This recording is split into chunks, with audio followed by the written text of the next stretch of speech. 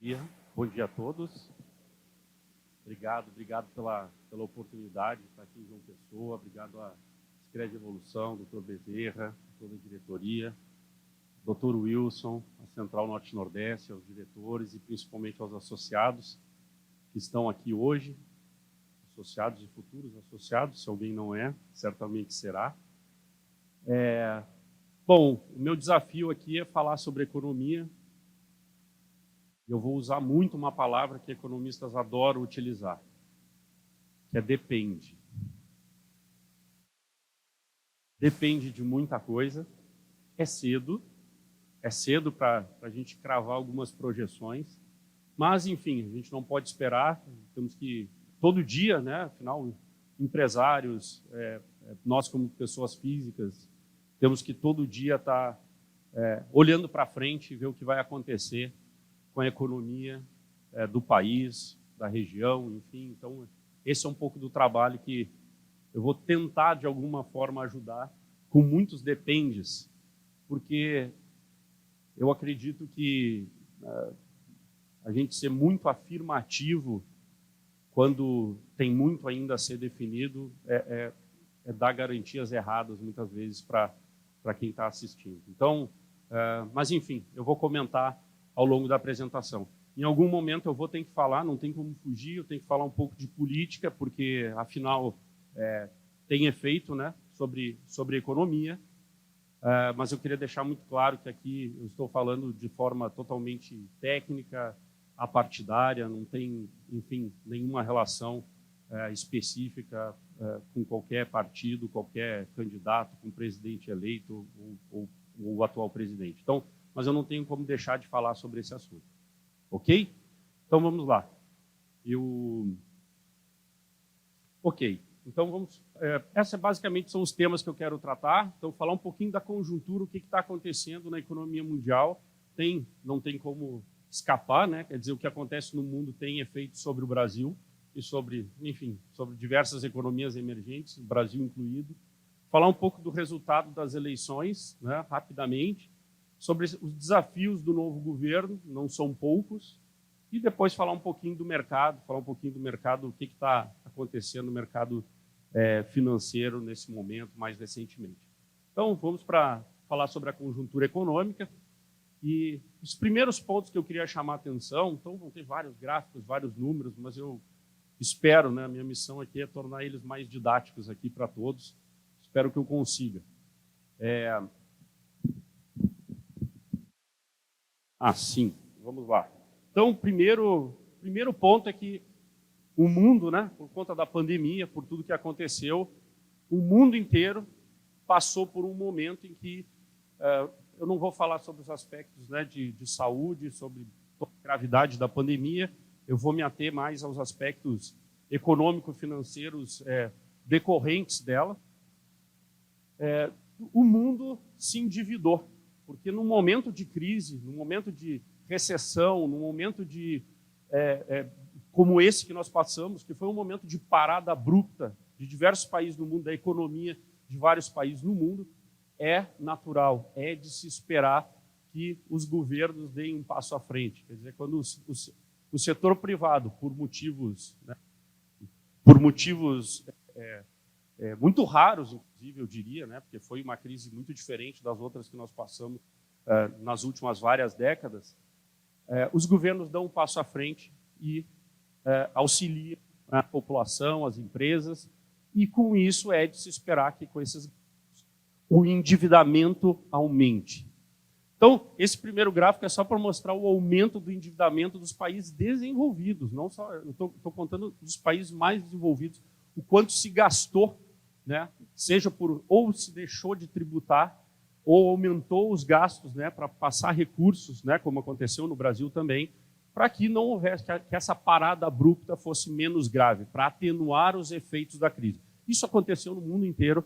O Brasil foi um dos países que gastou bastante nesse período para tentar atenuar os efeitos. Se a gente olhar em termos proporcionais, inclusive, o Brasil foi um dos países que mais auxiliou a população. Só que não existe almoço grátis, certo? Essa conta chega, tem que ser feito naquele momento, mas em algum momento vai chegar essa conta e eu vou falar sobre ela mais para frente. Bom, então a dívida, né, subiu. Nós tivemos um problema nas cadeias globais, né, de produção. Então nós tivemos, afinal, imagine uma parada abrupta como essa. Imaginem, só para a gente ilustrar aqui, um navio que está saindo, enfim, da China ou de qualquer país e está atracando, né, em outro país, e um dos membros da tripulação está com Covid. O que acontece? Tem que trocar esse membro da tripulação por outro. Muitas vezes não tinha alguém ali especializado para a mesma função, travava o navio, se criou uma das maiores filas de navios do mundo em vários portos, porque era muito complexo, isso trava toda a cadeia de produção, que é uma cadeia global. Hoje em dia é muito raro a gente ter uma verticalização completa da produção, da indústria, enfim. Então, isso travou o mundo inteiro. E até hoje, nós não estamos no mesmo nível pré-pandemia. Inclusive, alguns países já falam em ter uma produção mais verticalizada para evitar problemas como esse, mas os custos são enormes, afinal, é mais barato comprar insumos, muitas vezes, de outros países e complementar o produto no próprio país. Então, isso é uma mudança muito grande que não se faz em um curto espaço de tempo.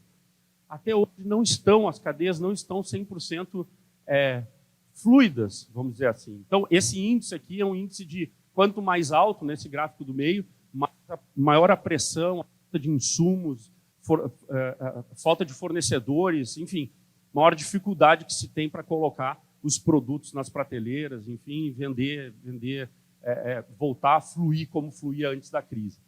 E, mais adiante, é um indicador de commodities. Ali dentro, tudo dentro daqueles pontos daquela linha, em cada um daqueles pontos a gente tem um grupo de commodities, seja de alimentos, seja de metais, seja de petróleo, etc. Quando a gente coloca ali, a gente vê como cresceu. O gráfico inicia em 2019, pega todo o período da pandemia, né? Então tem muito a ver também com circulação, né, de grãos no mundo, de metais, e aí subindo. E depois a guerra da Ucrânia, aquele morrinho lá, mais para o final, que já sobre uma pressão elevada nas commodities, veio ainda a guerra na Ucrânia, uma região grande produtora de trigo, também produtora de milho, que joga ainda mais para cima o preço das commodities. Olha, o que acontece?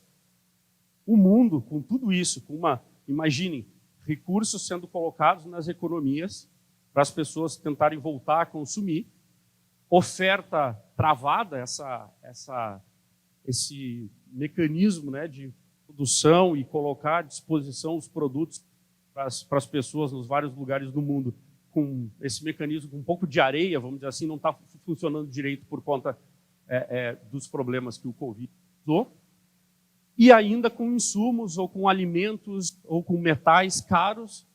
O que vai acontecer com tudo isso?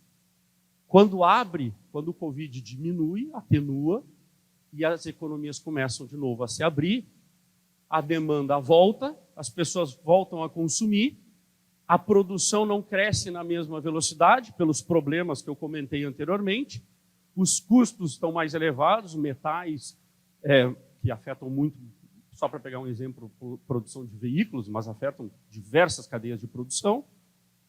O que acontece quando a demanda cresce e a oferta não cresce na mesma velocidade? A gente vai ver no próximo slide que o impacto é inflação. A gente está no período da Copa, o pessoal gosta daqueles mapas de calor, né, onde o jogador está mais no campo, está mais vermelho. Esse mapa de calor é da inflação.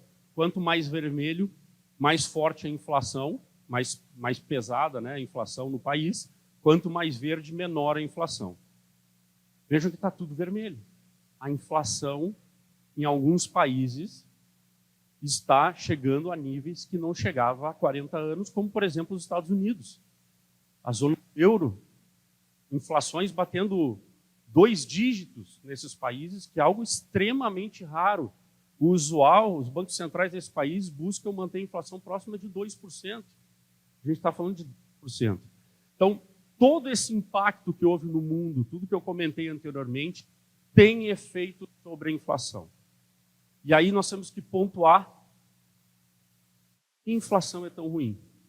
Isso já foi estudado na economia há muito tempo. A inflação corrói a renda das famílias.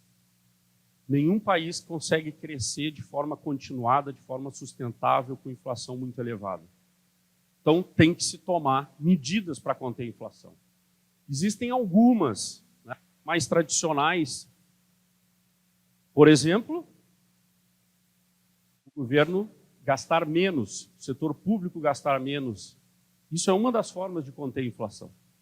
Só que a gente falou que as economias ainda estão capengas, né? E muitos países ainda estão precisando ajudar de alguma forma a sua economia, as suas pessoas, as pessoas físicas, as empresas. Então, esse canal às vezes é mais complexo. Que outro canal que surge, que é um canal muito utilizado no mundo inteiro, a taxa de juros através dos bancos centrais. A taxa de juros é um remédio doloroso, porque aumentar juros significa segurar o consumo, né? As prestações ficam mais caras, os investimentos das empresas se tornam mais caros, mas muitas vezes o governo, quando gasta muito, ele ainda incentiva a inflação, sobra só praticamente para a taxa de juros para fazer todo o serviço. Isso está acontecendo no mundo inteiro. Os juros estão subindo no mundo inteiro. Aqui é só um exemplo. Aliás, no gráfico anterior, se puder voltar no slide anterior, só tem um país que está verdinho ali, lá no final. É o Brasil. Por que o Brasil está com uma inflação já cadente? Veja que ele começou mais cedo e começou mais cedo o vermelho dele, ou laranja, e depois já ficou mais verdinho no final. Aumentou a taxa de juros mais cedo, mas também teve o efeito da redução dos preços dos combustíveis por conta de uma medida que foi tomada desse governo, que foi de reduzir os impostos sobre combustíveis. Isso também ajudou, foi um dos fatores, e o outro também o aumento da taxa de juros, que foi enorme, foi gigante. A gente sair de taxas de juros, né, muito baixas para o histórico do Brasil, para os 13,75 que nós temos atualmente. O que acontece? Nos Estados Unidos, os juros vêm aumentando a doses cavalares para o patamar americano, taxas de crescendo 0,75 ponto percentual. É algo que é muito raro de acontecer nos Estados Unidos para conter uma inflação muito, muito elevada. Obrigado. Então, os juros devem subir mais um pouco, é bem provável que subam mais um pouco até o nível de 5%, e por aí deve atenuar lá nos Estados Unidos. Mas é uma taxa extremamente elevada para os padrões americanos. O que é usual acontecer quando a taxa de juros nos Estados Unidos aumenta, além de desacelerar a economia americana? Isso vem acontecendo na região do euro também, os juros subindo, isso vai atenuar o crescimento da economia, tudo para conter a inflação. Normalmente, quando isso acontece, a taxa de juros lá fora aumenta, os recursos, investimentos, saem dos países emergentes, que são mais arriscados, têm mais risco de investir no Brasil do que num título do Tesouro americano. Então, se eu tenho reais no Brasil, eu compro dólares e compro títulos do Tesouro americano que estão pagando taxas de juros elevadas. Quando eu faço isso, muitos comprando dólar ao mesmo tempo, o preço do dólar aumenta. Como qualquer produto na economia, muita gente querendo comprar, o preço vai subir e a taxa de câmbio sobe. Por que a taxa de câmbio no Brasil não é ainda mais alta? Porque nós também estamos aumentando os juros e bastante. Então a gente também está incentivando a investir no Brasil. Se não fosse por isso, certamente a taxa de câmbio estaria muito mais alta. Isso está acontecendo no mundo inteiro e as projeções de crescimento, tanto para a China, quanto para a zona do euro, quanto para os Estados Unidos, vêm caindo. Tanto para 2022 como para 2023. As projeções vêm mostrando que o crescimento vai ser menor do que se imaginava, porque as taxas de juros também estão crescendo mais do que se imaginava. Então, taxa de juros é um remédio amargo para um problema na economia, que é a inflação e que tem relação com a pandemia. A inflação é uma das consequências negativas, e de novo eu estou falando só da parte econômica, não estou falando da parte mais relevante, que foram as mortes, é óbvio, né? Sempre é a parte mais relevante, ocorridas por conta da pandemia, mas do lado econômico, a inflação é uma consequência relevante da pandemia. Outra consequência, que inclusive alimenta, né, acaba alimentando a inflação, são os governos, os países mais endividados do que estavam no pré-pandemia, como eu mostrei lá no gráfico inicial. Então, países mais endividados e inflação mais alta. Isso o mundo inteiro tem que lidar. O novo governo, o Brasil vai ter que lidar com isso. Isso vai ser muito importante, como vai se lidar com essa situação, para saber qual será o nosso crescimento nos próximos anos.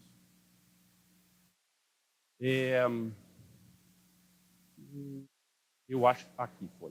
Obrigado. Quando a gente olha, só para ilustrar, eu já falei um pouco das commodities, né? Então, quando as commodities sobem, como é importante o Brasil, só para pegar o exemplo, primeiro o governo Lula, né? Como a gente teve a China crescendo muito, demandando muito alimento, e o mundo crescendo, foi uma onda muito importante para o Brasil. E mais recentemente, por conta da pandemia, um crescimento fantástico, que já começa a atenuar. O mundo vai crescer menos, o mundo crescendo menos, ou bem menos do que se esperaria, né? Por conta dos juros em alta, significa consumo atenuado, e a gente vai consumir menos, né? Vai crescer pouco. Isso vai ter impacto também, já vem tendo impacto nas commodities.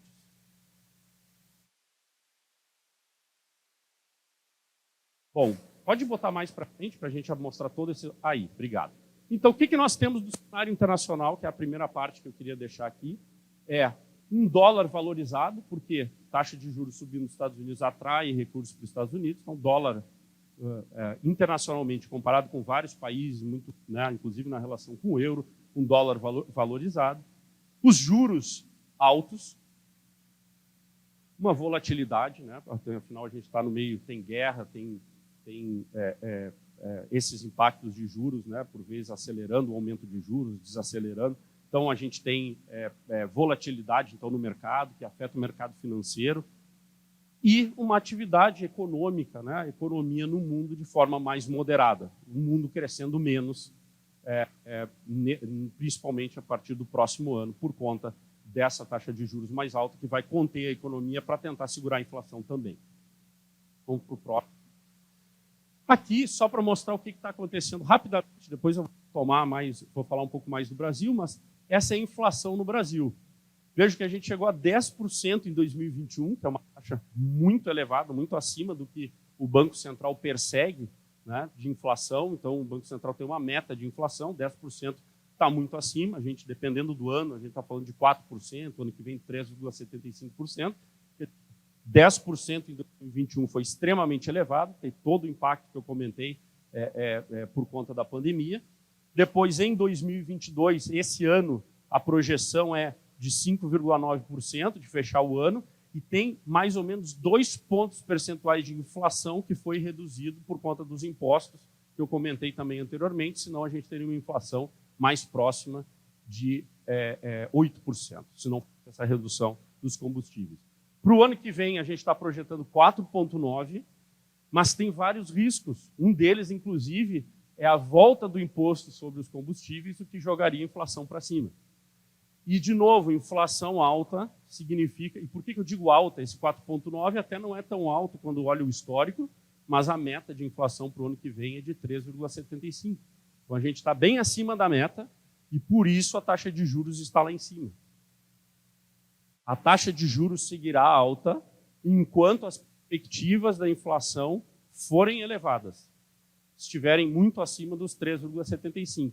O Banco Central só vai começar a baixar a taxa de juros quando ele olhar para frente e ver nas suas projeções que a inflação está indo em direção aos 3,75%. Hoje, não consegue ver isso num horizonte de 12 meses, de 24 meses. Quando ele estiver lá para o final, meio do ano que vem, final do ano que vem, muito provavelmente ele vai poder ver no horizonte a inflação indo para esse nível mais próximo, e aí ele vai poder começar a baixar a taxa. Então é provável que uma queda na taxa de juros comece a ocorrer somente a partir do segundo semestre do ano que vem. E isso, manter uma taxa de juros a 13,75%, ou próxima de 14%, certamente vai conter, vai segurar a economia. Então, esse a gente vai ver que as projeções de PIB para o ano que vem são projeções menores do que as projeções que tem para o fechamento desse ano. Vamos para o próximo? Aqui a evolução dos juros, eu já um pouquinho, né, já comentei um pouco dos juros, então chegando a 13, estando em 13,75 e caindo para o final do ano que vem, se as nossas projeções de inflação estiverem ok. Então a ideia é que caia mais para o final do ano que vem, a partir do segundo semestre. Pois não, faz uma. E aí, então, só para a gente fechar 2022, 2023, são anos que, se a gente pegar 2022, a gente teve a reabertura pós-Covid, o crescimento desse ano vai ser um crescimento muito bom, se a gente for olhar os últimos anos de crescimento do Brasil. Eu vou mostrar depois os números, por conta da reabertura pós-Covid. Esse é um efeito que foi bem relevante, né? Quer dizer, as famílias querendo sair de casa, né? Querendo ter eventos, né? Eventos como esse, confraternização, ir aos restaurantes, ir ao cinema, etc. Então, serviços que foi um setor extremamente afetado por conta do Covid, principalmente aquele de contato mais próximo, né? Que normalmente boa parte dos serviços são assim, foi ele que agora tem tido uma reação mais evidente, né? Nesse momento de reabertura. A guerra na Ucrânia, preços de commodities lá em cima, o dólar subindo, o crescimento econômico foi muito bom, acabei de comentar, rápida queda na taxa de desemprego, então houve uma queda boa na taxa de desemprego ao longo desse ano, inflação ainda elevada, mas já com os primeiros sinais de queda, taxa de juros subindo no Brasil e no mundo, e a inadimplência subindo. Então, se a gente pegar, o brasileiro, né, tem aumentado o seu nível de inadimplência por conta desse aumento de juros, né, que afeta, né, porque toma, né, uma parte maior do seu orçamento quando toma o crédito. Então, a inadimplência vem subindo também no Brasil. Para 2023, a gente vai ter commodities desacelerando, né, porque o mundo vai crescer menos. Nós temos uma normalização, vai ficar melhor aquele mecanismo que eu disse que se jogou areia, né? Então, as cadeias de produção vão ter menos pressão do que estão tendo, né, nesse momento e do que tiveram, principalmente no momento do Covid. A guerra na Ucrânia ainda é uma incerteza, afinal, quando vai acabar, né? Parece que ela ainda demora, e isso tem efeitos ainda sobre commodities. No final da guerra é bem possível que a gente tenha uma queda ainda mais rápida no preço dos alimentos. Isso pode ajudar, inclusive, na desinflação, redução da inflação. Conclusão do aperto monetário, ou seja, da taxa de juros, deve acabar o aumento de juros, quer dizer, a gente não deve ter, se as nossas projeções estiverem corretas, a gente não deve continuar crescendo muito a taxa de juros. Existem cenários de risco, aqui entre os dependes que eu comentei anteriormente, claro, depende muito do que vai ser feito no novo governo, mas, em princípio, né, se as coisas andarem bem, não haveria por que aumentar mais a taxa de juros. O crescimento vai desacelerar no Brasil, né? Falei bastante já dos motivos. Inadimplência vai seguir crescendo no ano que vem e, claro, o início do novo mandato presidencial e aí as implicações disso que nós vamos falar mais para frente. Vamos para frente, então vamos para o próximo. O PIB, eu já tinha comentado, mas o PIB ele tem esse ano de 2022 um bom crescimento. 3% é um bom crescimento, se a gente olhar historicamente, né?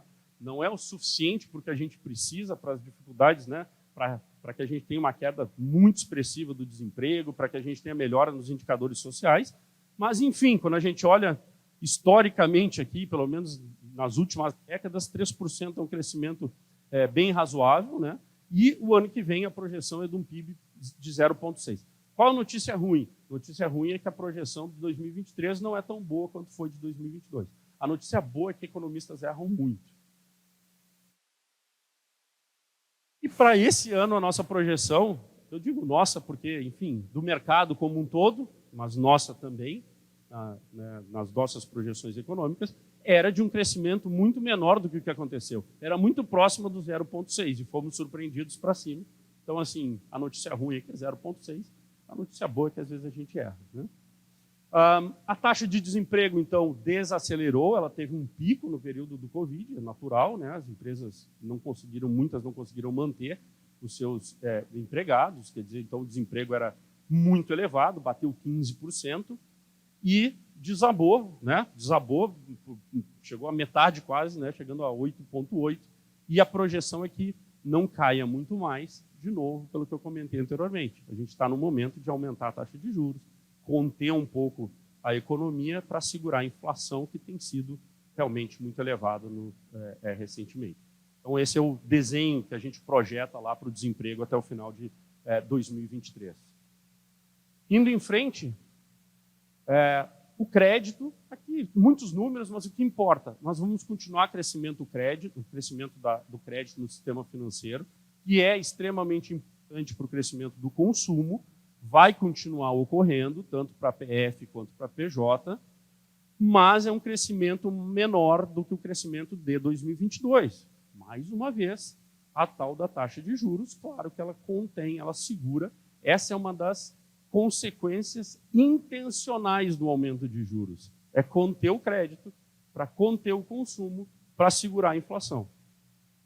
Então, é de se esperar que venha acontecer realmente uma desaceleração, e a gente está projetando que nesse ano o crédito na economia, a primeira linha lá, vai crescer 14%, e no ano que vem, no ano de 2023, algo como 8%.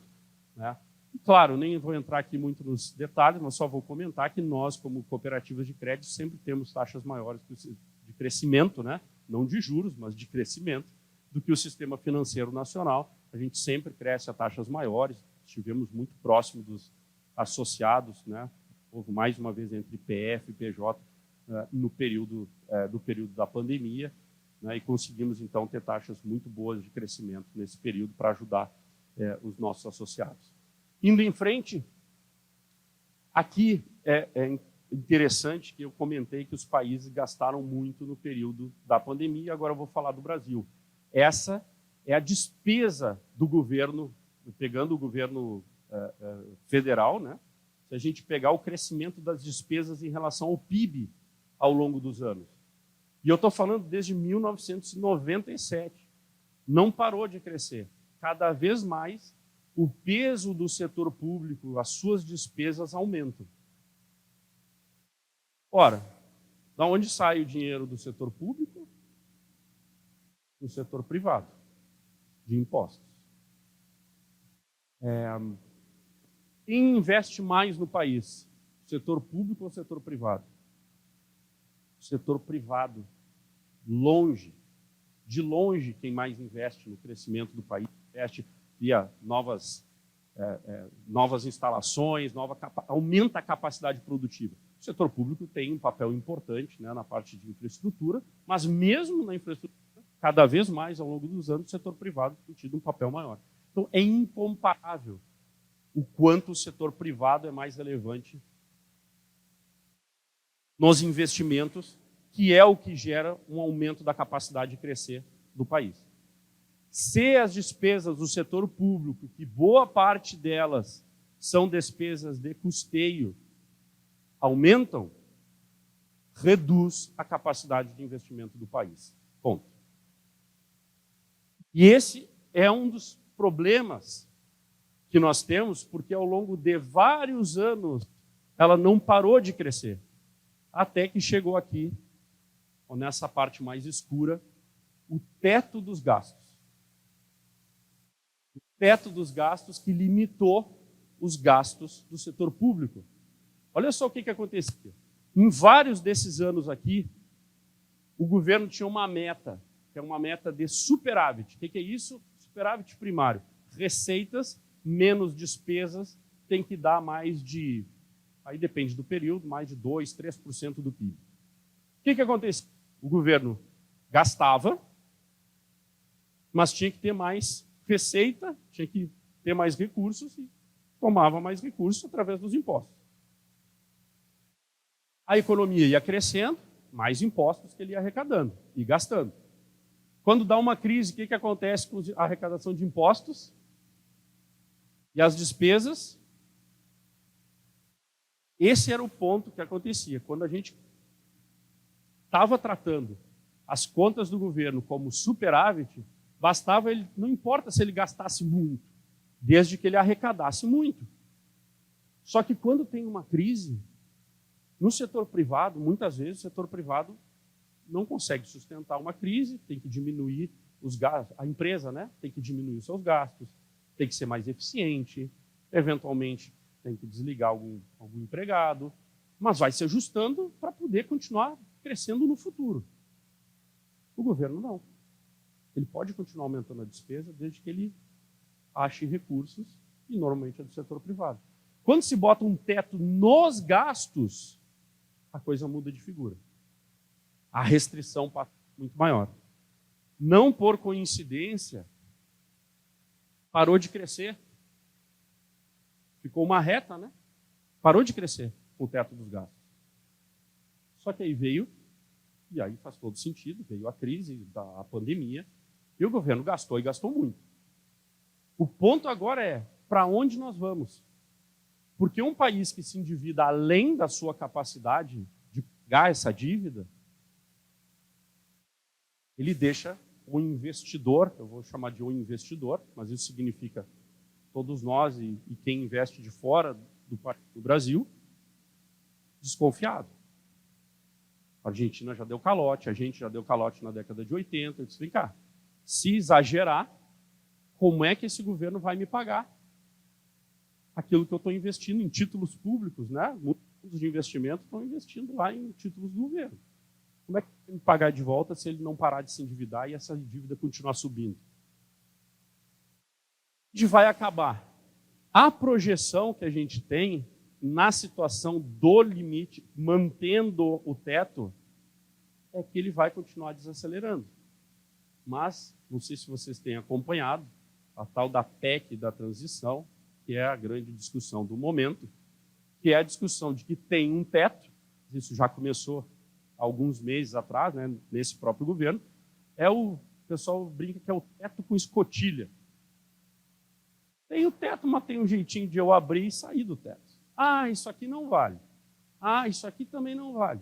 Agora, o que será, né, o Bolsa Família, mas o Auxílio Brasil, isso aqui não conta.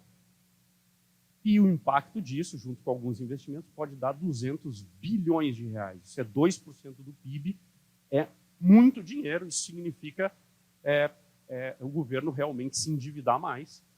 E aí a gente passar a ter uma trajetória de dívida que pode não ser sustentável assim pela frente. Se esse cenário acontece e eu começo a ter um aumento do endividamento, eu posso dar uma crise de confiança em quem está querendo botar dinheiro no Brasil, quer dizer, em quem aplica nesses juros elevados, é verdade, os juros são altos no Brasil, não vai botar os recursos aqui ou vai tirar os recursos daqui. Se fizer isso, a taxa de câmbio sobe, porque muita gente tirando dinheiro do Brasil, comprando dólar, aumenta o preço do dólar. Eu saio do Brasil e tiro o dinheiro daqui, porque não adianta ter taxa de juros alta se eu estou desconfiado com o que vai acontecer ali na frente. Taxa de câmbio sobe. Quando a taxa de câmbio sobe, isso alimenta a inflação, porque existem muitos custos que são dolarizados.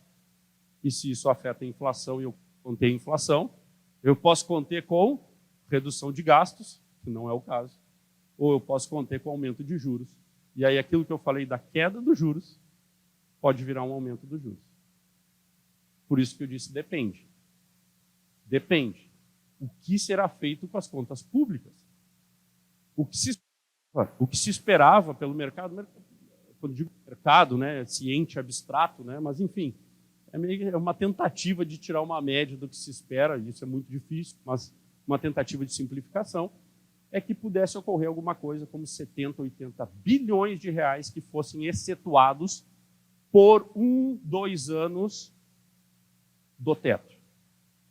O que está se tratando nesse momento, e a cada dia muda, mas o que está se tratando agora na transição do governo, é que ele pode chegar a 200 bilhões de reais e ser permanente.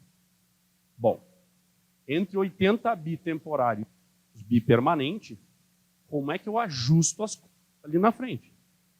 Porque o mais importante do que eu gastar muito é eu, governo, ser crível de que eu vou ajustar as contas ali na frente. Ora, eu estou num momento complicado, eu vou ajudar ainda a população com R$600, com R$150 a mais por filho, etc. Neste momento, mas depois eu dou um passo atrás e eu vou retirar. Se eu continuar com esse passo à frente, eu vou endividar mais o país. E ou eu ajusto em outro lugar, e o teto serve para isso, para dizer, tu tem um teto. Ninguém diz, tem que ser nisso, tem que ser naquilo. Tem um teto. Caso contrário, ajusta naquilo que é menos relevante. Não é uma tarefa fácil. Mas ou se tenta isso, ou se aumenta o teto, que daí chega no limite, o que se faz? Aumenta o limite. Bom, aí não é teto. Está acontecendo. Então, a projeção que a gente tem é que a dívida pública do Brasil atingiu 88% do PIB em 2020, começou a cair, chegando a 77%, deve subir para 80% em 2023, mas dependendo dessa escotilha, desses bilhões que a gente está falando, se virar 200 bilhões, a gente vai ter provavelmente uma trajetória de dívida crescente no Brasil. E claro que a taxa de juros alta também torna a dívida mais cara. Então o governo realmente vai ter um gasto enorme por conta da dívida pública. Essa é uma decisão extremamente importante, porque isso é uma promessa de campanha. É muito difícil não fazer, ao mesmo tempo que fazer pode levar o novo governo a uma situação mais complicada se não houver um ajuste na conta por outro lado, o que parece muito difícil, porque o volume de 200 bilhões não se acha em qualquer canto para tentar em eficiência no setor público. Indo em frente, o resultado das eleições, e aí o pessoal, mas vai ter ruptura, vai ter, enfim, vamos para frente, por favor. Lembrando, foi 50,9 a 49,1. Quando nós olhamos os segundos turnos, a gente vê que foi extremamente... aqui a gente está contando, inclusive, com brancos e nulos, então dá um pouco diferente, que aqui é 100. Mas foi muito próximo, foi uma eleição extremamente parelha. Mais um para frente, por favor.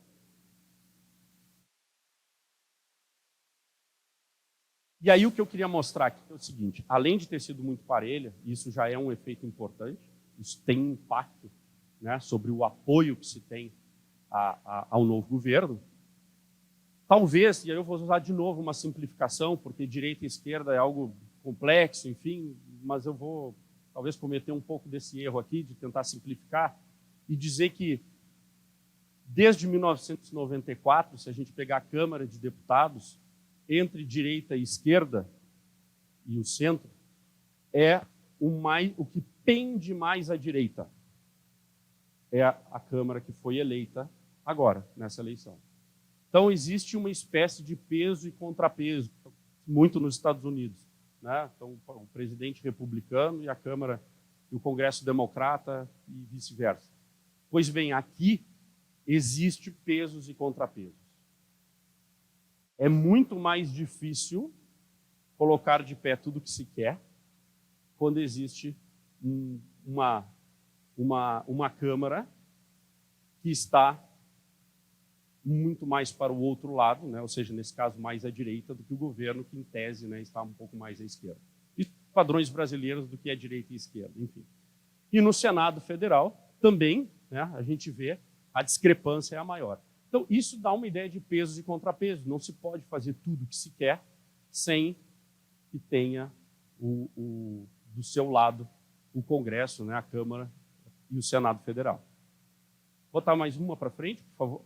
Desculpa, agora eu estou com ele aqui. Muito bem. O que acontece? Aqui pegando o que foi usado, as lógicas pegando os partidos, o que é necessário para aprovar por exemplo, para aprovar uma lei complementar, precisa maioria absoluta, 257 deputados, é essa linha aqui, precisa chegar aqui. A linha laranja do Lula, com os partidos que foram eleitos, que apoiaram ele, está aqui, em torno de 130 deputados. Precisa chegar aqui. Como é que eu chego aqui? Eu tenho que ir mais para o centro.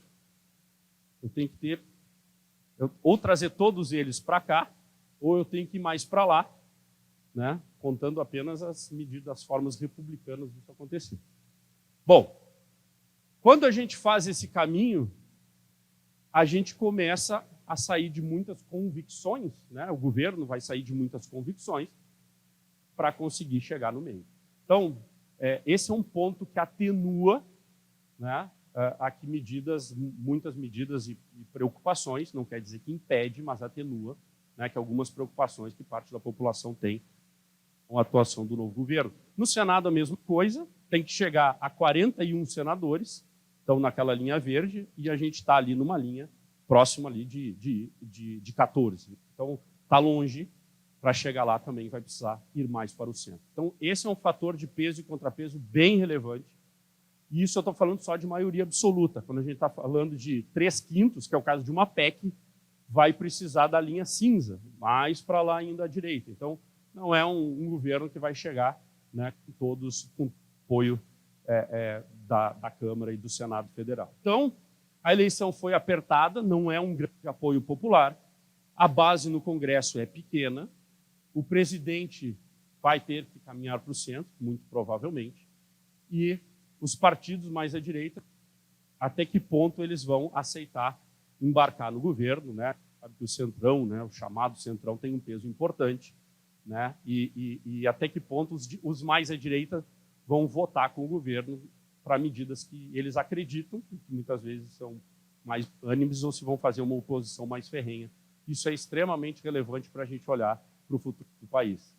E aí, eu vou entrar nos desafios rapidamente, vou comentar sobre o que o próprio governo vem falando. Eu já falei, né? Então ganhou força a proposta de retirar a despesa do Auxílio Brasil. Então, Auxílio Brasil / Bolsa Família é um dos grandes pontos que pode ter um impacto enorme nas contas públicas. A responsabilidade fiscal, nas falas do presidente, se fala do presidente eleito, né, e do possível ministro Haddad, que, enfim, não está ainda, né, mas talvez seja o ministro da Fazenda, não se fala muito no teto dos gastos. Essa é uma das preocupações nessa parte de conter as despesas, né, e de ser um governo austero. Não parece que é por aí que a gente vai caminhar. E ainda se fala numa faixa de isenção do imposto de renda mais alta, algo como 5 mil, que significa alguns bilhões a menos de arrecadação do governo, que está com uma dívida, né, de novo, como eu falei, uma dívida que vai crescer muito provavelmente pela primeira medida lá em cima. Então, esses são 3 pontos, são 3 pontos fiscais, a gente vai ouvir muito ao longo, já está ouvindo, né, quando vê a televisão, lê os jornais. Esse tema do fiscal vai ser um tema extremamente relevante. Lembrando que no primeiro governo Lula, essa parte do fiscal foi relativamente bem conduzida com quando nós tínhamos, na época era o ministro Palocci, né? Essa parte foi conduzida relativamente bem, como receitas e despesas. Eu estou tirando, enfim, estou falando só da parte republicana da história, e as coisas foram relativamente bem. Já no governo Dilma, a gente teve uma inversão muito grande, principalmente mais para o final com o ministro Mantega. A dúvida agora é, este governo será mais próximo do que foi o primeiro governo Lula, ou mais próximo do que foi, na economia, eu estou falando, o governo Dilma? Esse é um ponto que não está claro ainda, mas pelas manifestações, parece um pouco mais com o governo Dilma. Nas manifestações, né? Por quê? Porque depois de eleito, não precisa mais, né? A gente, em tese, não precisa falar mais muitas coisas do que foram ditas durante a eleição, mas elas continuam sendo ditas, e algumas reforçadas. A impressão é que a gente está indo para um caminho de mais gasto, enfim, mais uso, né, de bancos públicos, etc., que é muito mais a cara do que houve no governo Dilma e menos do que houve no primeiro governo Lula. Esta é a impressão que está passando. Quando a gente fala em crédito, eu acabei de falar, né, a gente está procurando, inclusive, uma medida que parece que é do Ciro Gomes, em algum momento, aquela que ele falou de reduzir o endividamento das pessoas, né? Então, facilitar a negociação de dívidas. Claro que isso, de alguma forma, vai ter impacto nas contas do governo, quer dizer, acho difícil que seja simplesmente desburocratizar ou algo do gênero, vai entrar banco público junto, provavelmente. Nova versão do PAC, do Programa de Aceleração do Crescimento, que não teve um grande impacto na economia, né? Então não houve, as contas que se fazem aqui não houve um grande impacto, Mas, enfim, um novo programa de aceleração. E na parte de habitação, retomar o Minha Casa Minha Vida, principalmente numa primeira camada lá, mais baixa de renda, que acabou sendo eliminada mais recentemente. Bom, então esses são grandes temas. Gastos públicos a gente vai ouvir por muito tempo. Esse vai ser um dos pontos fundamentais. Por quê? Porque é algo que veio da pandemia, uma consequência da pandemia. Inflação e gastos elevados, dívida pública, são consequências da pandemia que precisam ser lidadas ao mesmo tempo em que o discurso eleito, né, foi um discurso de mais gastos. Então, essas coisas não se casam. Ou o Brasil vai ficar mais endividado, ou virá um aumento significativo, talvez, de aumento de tributação. Essa é uma alternativa. É uma forma de manter a dívida mais controlada e gastar bastante, é aumentar a tributação. Não é uma solução boa, mas é uma possibilidade. É uma das alternativas existentes. Taxação de rendas mais altas, inclusive dividendos, é uma possibilidade.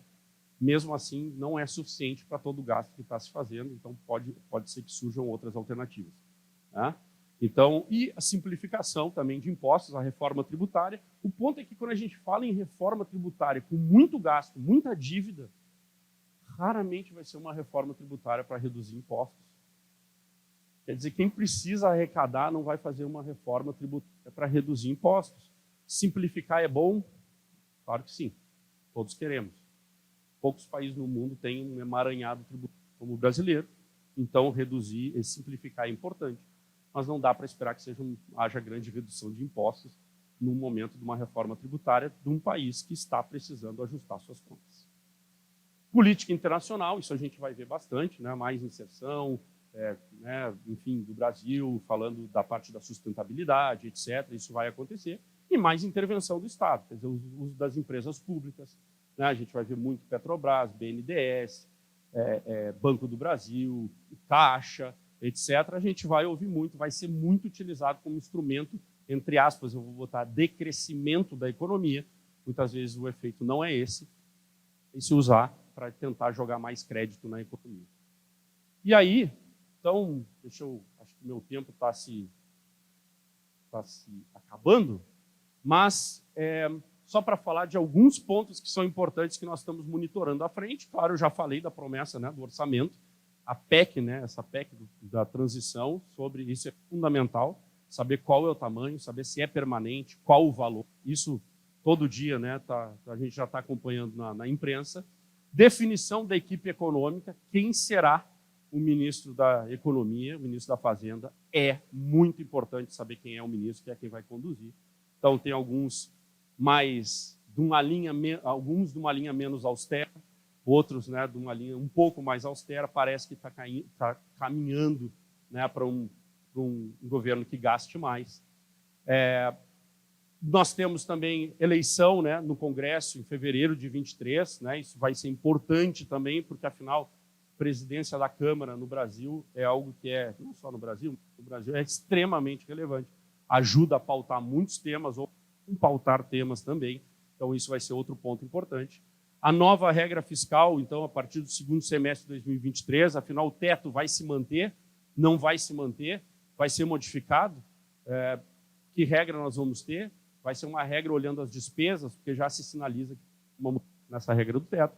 E a reforma tributária, que, como eu falei, está muito mais para uma simplificação, que é positivo, mas não, provavelmente, fora essa parte da isenção do imposto de renda, não deve vir nada mais do que isso. Pelo contrário, isso ainda vai exigir, provavelmente, mais imposto sobre outras rendas para compensar.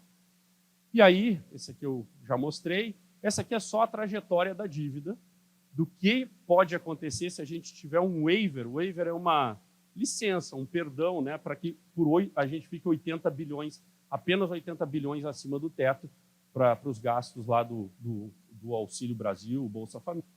Ou se a gente tiver 175 bi extra-teto mantido de forma permanente, as trajetórias da dívida são totalmente diferentes. Né? Então, o que alguém...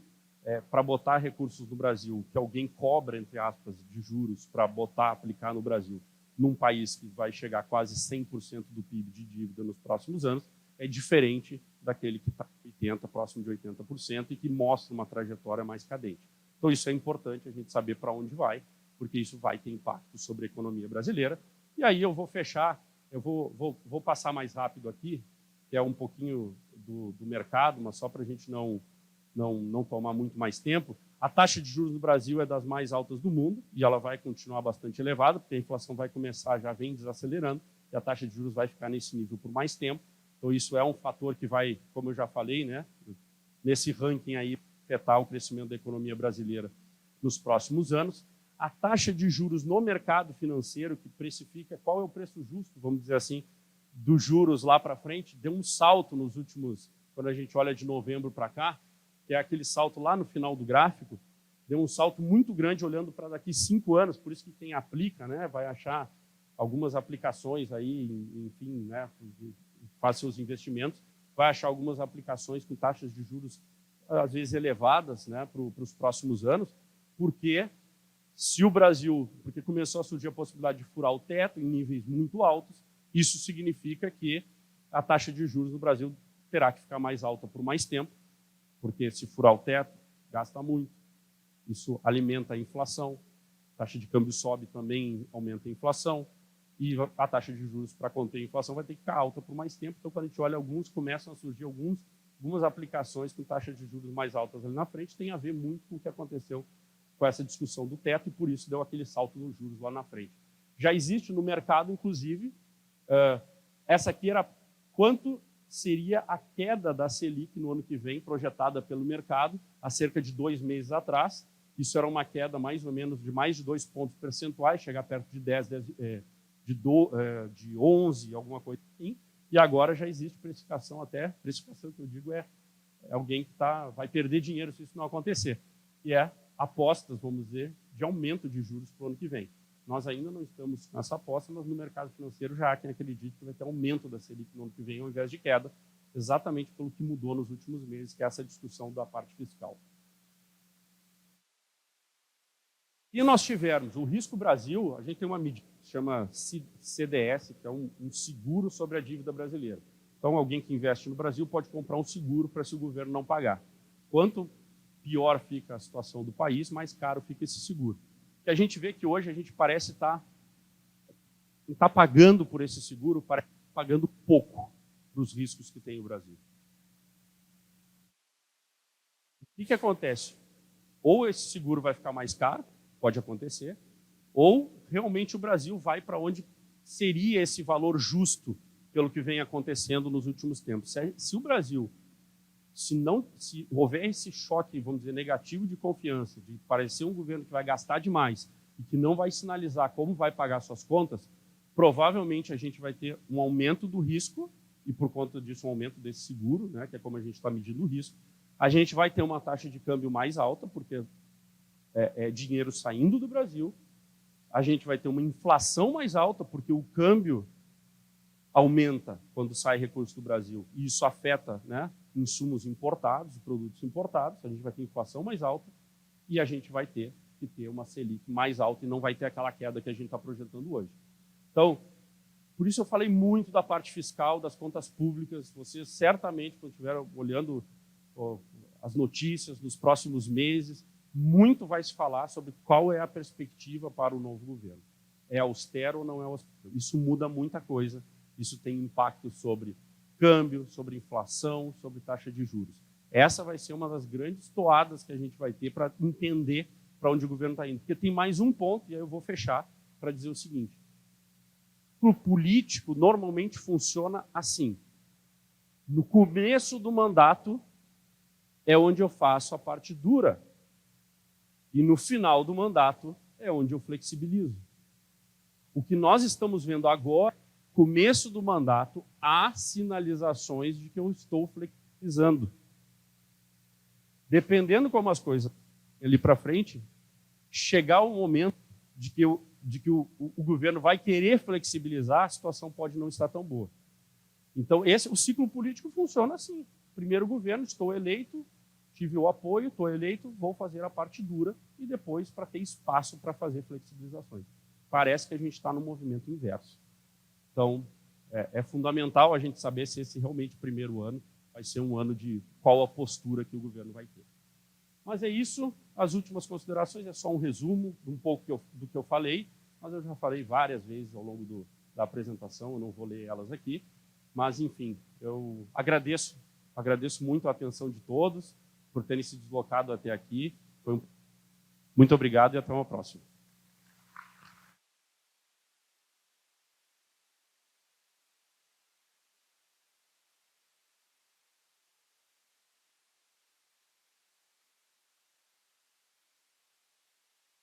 Fazer duas perguntas a Alexandre, uma bem rápida e a outra talvez seja um pouco mais longa.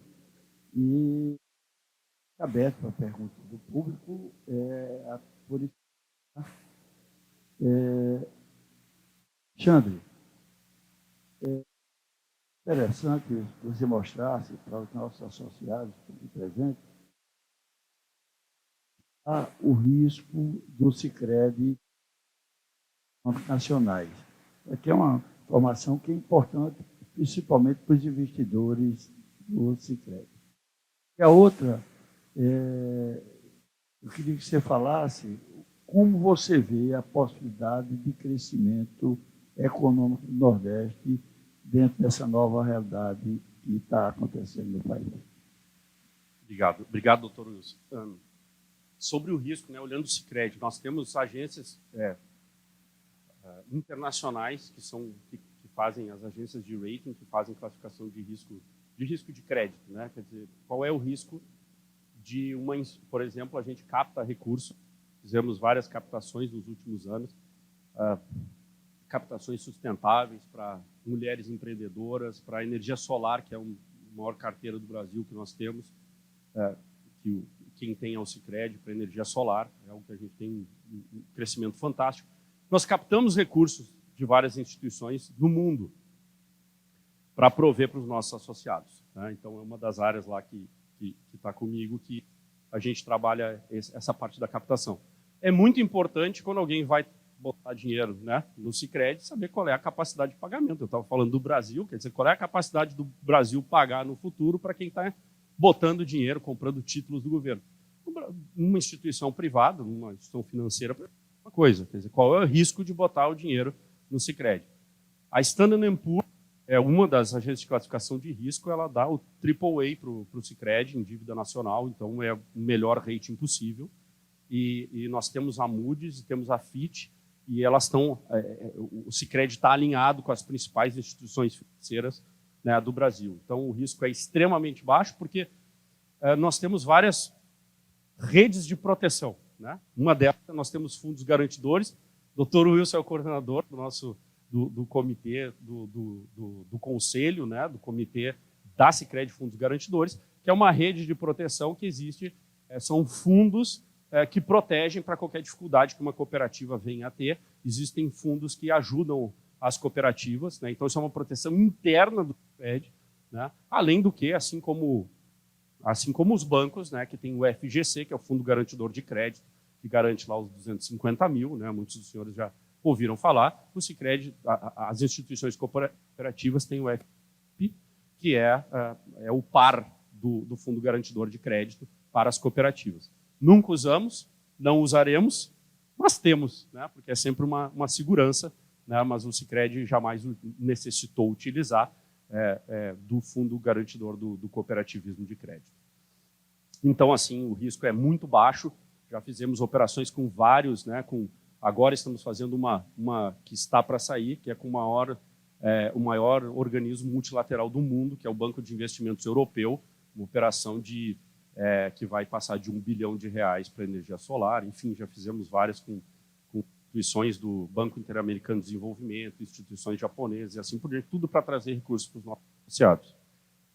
Sobre o Nordeste, olha, o Nordeste tem um potencial fantástico quando a gente olha, e eu, enfim, eu sou nascido em Porto Alegre, trabalho em Porto Alegre, né, e certamente, eu acredito que vocês conhecem muito melhor do que eu, mas não vou me furtar de responder, né, do que eu conheço.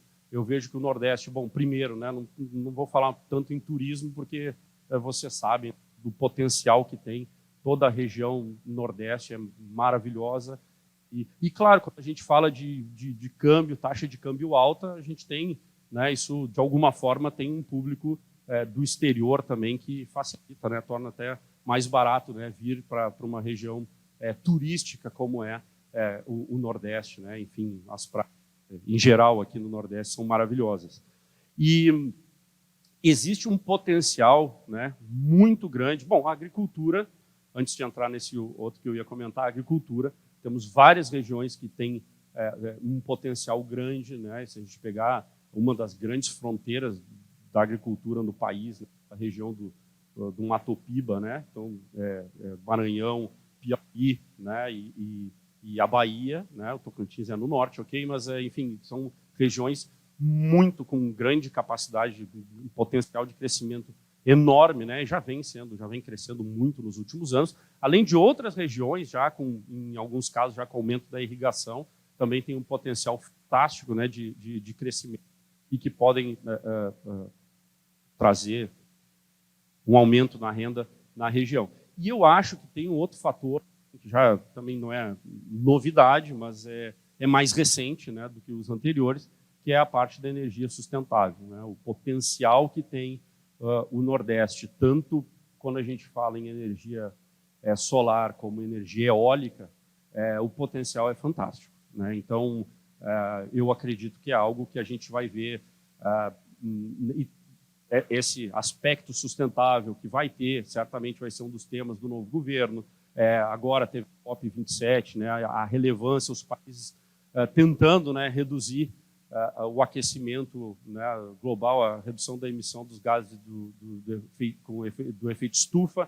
Quer dizer, é um motivo importante aumentar, né, investimentos em energias renováveis, e o Nordeste tem um potencial muito grande. Se fala muito, né, eu não sou um especialista, mas se fala muito do hidrogênio verde, né, e aí, para se obter o hidrogênio através da eletrólise, né, separar o H do O, né, a gente precisa ter energias que sejam renováveis, como eólica, enfim, como a solar, que é um potencial muito grande que tem no Nordeste. Então, eu vejo que tem muito potencial de crescimento, e eu acho que esses são alguns dos setores, né, que já estão indo bem no Nordeste e outros que podem ainda despontar nesse novo período, que a sustentabilidade veio para ficar. A gente hoje está falando de temas que são interessantes serem feitos quando a gente fala em sustentabilidade, mas daqui a alguns anos eles serão necessários, serão um pré-requisito serem feitos. Então, o Brasil vai se comprometer cada vez mais com essas metas globais, e eu acho que o Nordeste tem um papel importante nisso.